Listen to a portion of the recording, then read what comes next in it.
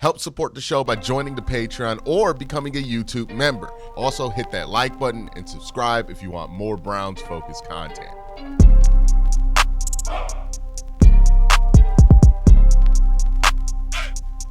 One scenario people have been talking about recently, as it feels like Milroe's stock has risen, at least with the Cleveland Browns, and simultaneously, it feels like SHEDEUR's stock is dropping, at least with the Cleveland Browns. We don't know how far SHEDEUR is going to fall until the draft happens. It's important to remember it, and as much as we talk about it like it's stocks, it's not stocks. We don't know where these players are valued with teams until the day of the draft, right? We're just speculating. But the perception is SHEDEUR falling down draft boards, JALEN Milroe rising with draft boards. If we go specifically into what we're hearing with Cleveland, the perspective is even more so the case. JALEN Milroe rising up the Browns board. The perception with SHEDEUR is that he's fallen off the Browns board, or at least significantly down the Browns board, which begs the question, what would the Browns do? They get the pick 32. They trade up with Philly to get that fifth-year option. And SHEDEUR and JALEN Milroe are both there. Now, if we're just judging straight up as prospects, JALEN Milroe has more upside than I think SHEDEUR, but I don't think it's more upside by a significant margin. My upside comp for JALEN Milroe is Colin Kaepernick. My upside comp for SHEDEUR Sanders is Tua. So Colin definitely higher ceiling than Tua. You got to a Super Bowl, almost won a Super Bowl with Colin Kaepernick being the engine of that offense. So certainly a higher ceiling than Tua, which we would never say about him. But it's not like Tua and then you think he could be Lamar or Josh Allen or a top 5 quarterback in the league. I don't think JALEN Milroe will be a top 5 quarterback in the league. I think he will be at best in that same range where Jalen Hurts is, right? A franchise quarterback, if it all works out for him for a period of time. There might be more longevity in SHEDEUR than JALEN Milroe as well, right? So upside, JALEN has the edge, but it's not like I think SHEDEUR is super far behind. I just think that JALEN gets you over a hump potentially if he hits his ceiling that I don't believe that SHEDEUR himself will be able to get over if he doesn't have significant help on the defensive side of the ball and offensive side of the ball. So there's that whole part to it. If you're asking me about floors, I think their floors are similar. I think my floor for SHEDEUR is Mac Jones. My floor for JALEN Milroe is Justin Fields, right? So if we go ceiling for ceiling, floor for floor, they're similar players because you think, JALEN Milroe has a bit of a higher ceiling and the floors are similar. I know some people will disagree with me on the floor. I tend to be in a different box for JALEN. I think his floor is higher than people think. His ceiling is lower than people think. Because of the athleticism, people tend to overrate the ceiling and underrate the floor, but I think the athleticism gives you a higher floor. And, I don't think his passing ability is just natural enough for him to be like a top 5 quarterback in the league. I think there's a natural flow to a passing game of somebody who's going to be a top 5 quarterback in the NFL that he just does not have, right? Even with Lamar, you can say what you want, but it was fluid with him, right? His mechanics were not great, but the way the ball came off his hand, the way he was able to switch up and throw with different speeds, it was natural to Lamar in a way that it was not natural for JALEN Milroe and is not natural for JALEN Milroe. So why do I have SHEDEUR Sanders as a higher ranked prospect than JALEN Milroe? If I think JALEN Milroe has the higher ceiling and a similar floor, if not a higher floor, than SHEDEUR Sanders, right? And that might be the question a lot of people are asking. And that comes down to comfort with SHEDEUR's skill set at the position. What JALEN Milroe's trying to do is a bit more unique, a bit more niche. We haven't seen a ton of guys come into the league and be where Jalen is as a passer, but also where Jalen is as a runner.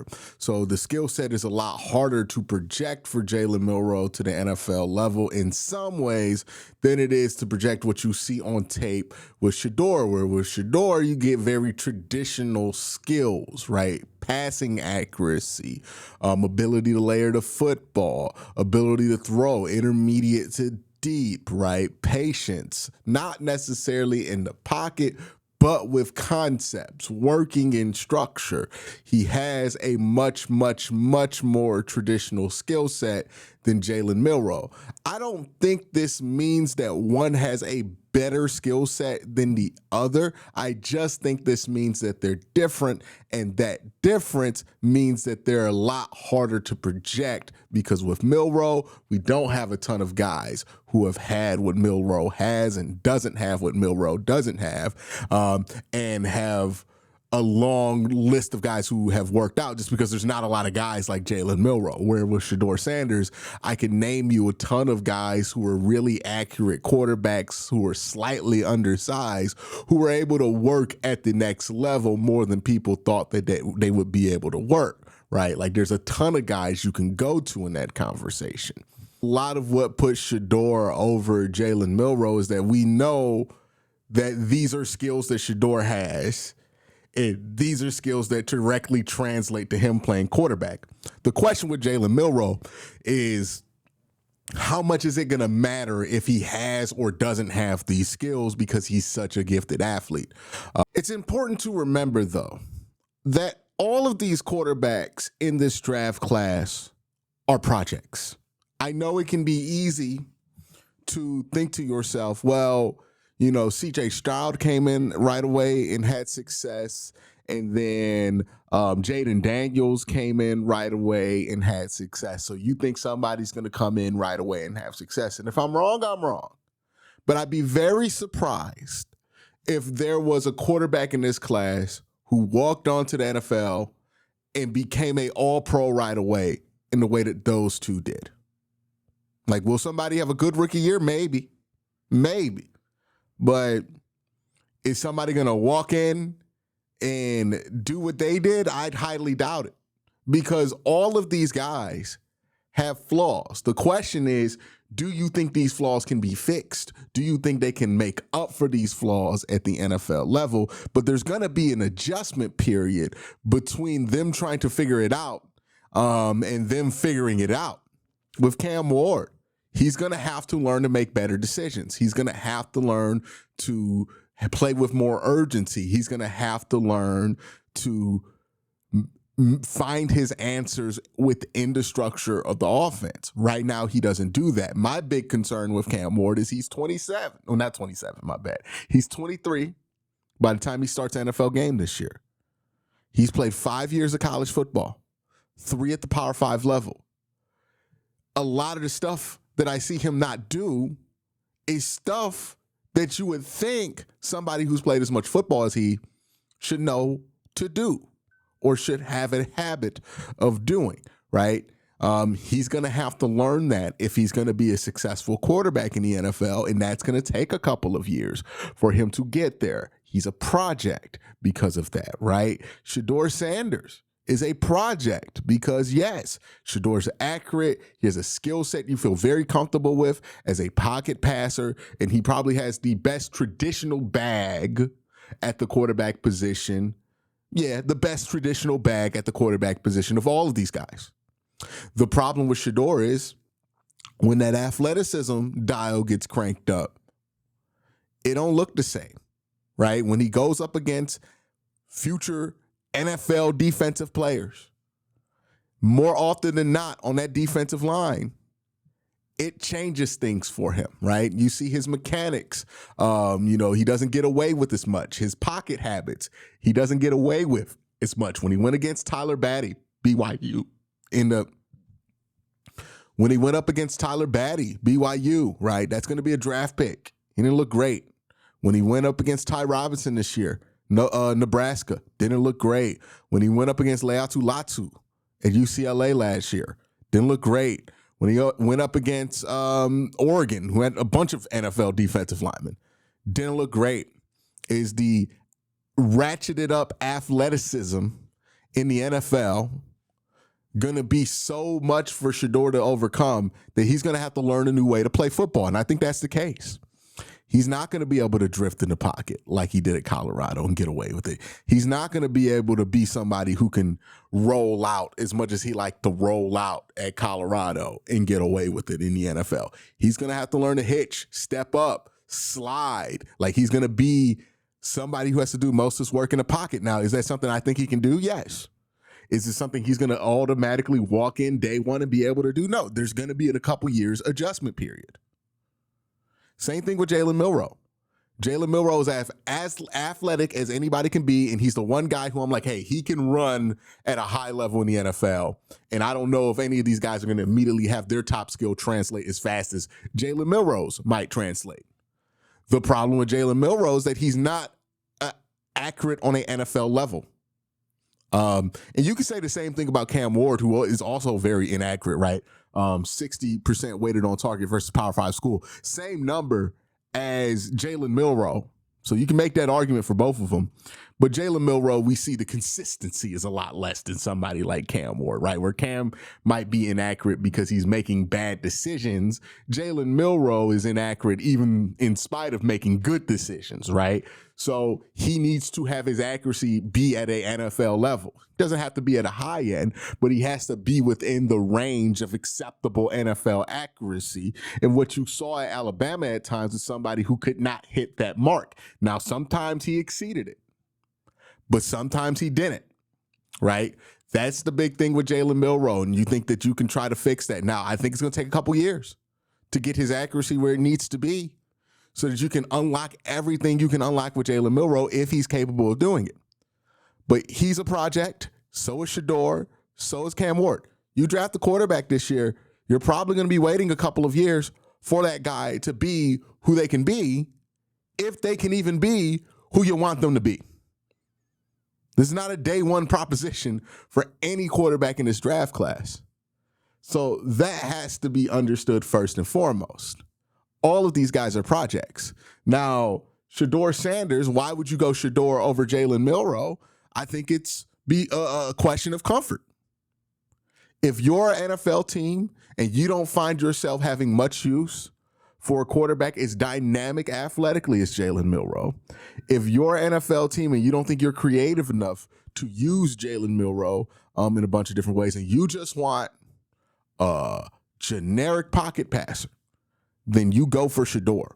And you don't look back, because that's the best guy in that class to do that, right? If you don't want to use your quarterback as a threat with his legs, if you want to just have a quarterback be able to do the traditional quarterback things, that is the best guy in this class to do that. So that would be an obvious reason to take SHEDEUR over Jalen Milroe, right? If you just prefer the basics, then SHEDEUR makes a lot of sense. Now, why would you go the other direction? Well, if you want the upside, right? If you are like, hey, look, I love what a traditional passer could do, but I want the upside and am intrigued by the upside of how much a dynamic runner can change how defenses have to defend you and can unlock different concepts from a passing standpoint because of that change in how defenses have to defend you. If that is intriguing to you, then you go with Jalen Milroe, right? It's about what you're comfortable with. If you are not comfortable with Jalen Milroe's downsides, then you shouldn't draft him. If you aren't comfortable with the lack of athleticism that SHEDEUR Sanders has, then you should not draft him, right? It's about where you're comfortable with these players. If Kevin is going in there like, hey, look, I can deal with inaccuracy. What I want is an athlete, then Jalen Milroe over SHEDEUR makes a ton of sense, and vice versa. Right? If Kevin don't care about the athleticism, he just wants an accurate passer, then SHEDEUR. But that's what's going to make the decision over one of these two. Now, there are other X factors, right? If you bring in SHEDEUR and his attitude about playing for Cleveland wasn't great when you started the process and you get to all the way to April and it's still not very great about this process at this point in the process, then that might be something that deters you, right? You don't want to bring in somebody who doesn't want to be here. I don't think that's the case, but if it was, If you don't get the good vibes from that, if you get the vibes that he'd rather be somewhere else, you don't think you can convince him, then you make the move to go somewhere else. If it's close, but that's a factor, then yeah, you go with Milroe. If it's not close, you don't just draft Milroe just because he wants to be here, right? It has to be close between those two. But I also think when it comes to Jalen Milroe, the team that takes him needs to want Jalen Milroe as a quarterback, right? I think he needs to go in the top 40 to be successful as a quarterback because he needs a team that's going to be willing to give him time to develop as a passer. Every other quarterback here doesn't have that problem, right? Cam Ward slips in the draft. Teams are always going to see him as a quarterback. SHEDEUR Sanders falls in the draft. Teams are always going to see him as a quarterback. Jalen Milroe is so talented as a runner that it kind of shoots him in the foot because teams that might not be interested in him as a passer see him slipped into the third round and they might be inclined to take him, and that's not going to be the best for his career, right? He needs to go somewhere who is ready to commit to this dude as a passer. I think if you do, and if you're the right kind of team and you put the right kind of environment, you might be able to reap the benefits of that. I don't think he's a hopeless project. I think there's a lot of reason to believe that he could put it all together at age 23. This is a point I bring up with Jalen Milroe often. We did not think at age 22, the exact age that Jalen Milroe is, right? Jalen Milroe's freshly 22, where everybody else is either 23 in the quarterback conversation, either 23 or about to turn 23 before the start of the season. Jalen Milroe won't be 23 until 2025. So all of these guys, when they were 22, the same age Jalen Milroe is now, you weren't as high on them as you are today. Because in this last year of college football, they showed you something.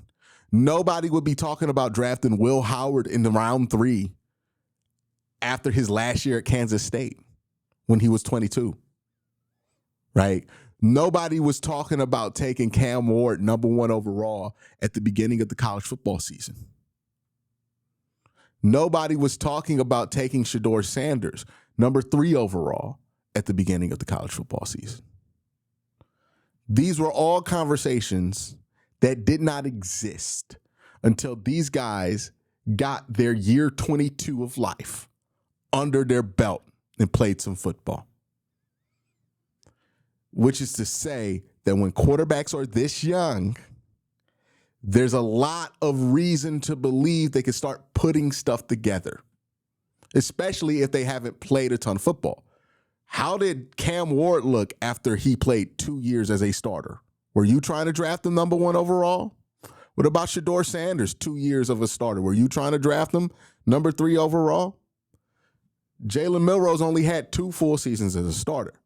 It is very likely, or it is something that could have been on the table of, hey, Jalen Milroe plays another year of college football. It all comes together, and now we're talking about him as a top pick of the draft. I would not look at Jalen Milroe and say to yourself, this is what he is as a passer. There's reason to believe that there could be more there. But if you draft him at pick 68, or if he falls out the top 50, then there's a very real chance that the team that is drafting him thinks to themselves, that is what he is as a passer. We're just going to try to get him to run. And that won't be good for his development. He needs to go in the top 40 to a team that wants to use him as a passer and wants to commit to him, right? And if you are a team and you look at Jalen Milroe and you say to yourself, I want to commit to that as a passer, and I think I can fix that, then you're the kind of team that should draft Jalen Milroe. Like, if those downsides don't bug you, then go ahead, go for it. It makes sense over anybody. I wanted to make this video to make this point. There's reason why you would take Jalen Milroe in that situation. That makes sense. There's reason why you would take SHEDEUR Sanders in that situation. That makes sense. I understand both. I know we live in a sports talk landscape that constantly gets you to just try to pick one thing over the other, right? It's the first takeification of all sports conversations. And everybody makes you feel like you got to be on one side or the other. But the only people who have to pick a side are the 32 general managers who are actually selecting these players. If you are not one of those people, then you can very well say to yourself, oh, well, I like SHEDEUR, but I don't mind Jalen Milroe. And if your team goes SHEDEUR, cool. If your team goes Jalen Milroe, cool. You're okay with both. This is an exercise that I've been doing a lot because of this draft, because I find the Browns in positions where I'm like, hey, I wouldn't mind either, right? Number 2 overall pick. Wouldn't mind either, right, of Abdul Carter or Travis Hunter. And if we're talking about this conversation in the late part of the first round, and it's SHEDEUR and Jalen Milroe sitting there, well, those are 2 choices I don't mind making at 2 spots of the draft that I don't mind making that choice. There's no reason to have to pick a side here. And I think that's what I want to do. If you were looking onto this video and thinking you're going to get the answer for this debate, I'm sorry to have disappointed you. But my whole point is both of these players have really good strengths and weaknesses that you would value highly at the back end of the first round. And it's really dependent on the situation, what makes more sense. And some of that information we're just not going to have publicly available. But I can understand why a team would make one decision over the other and vice versa. But y'all let me know what you think in the comment section down below. Have a great day. Have an even better night. Peace.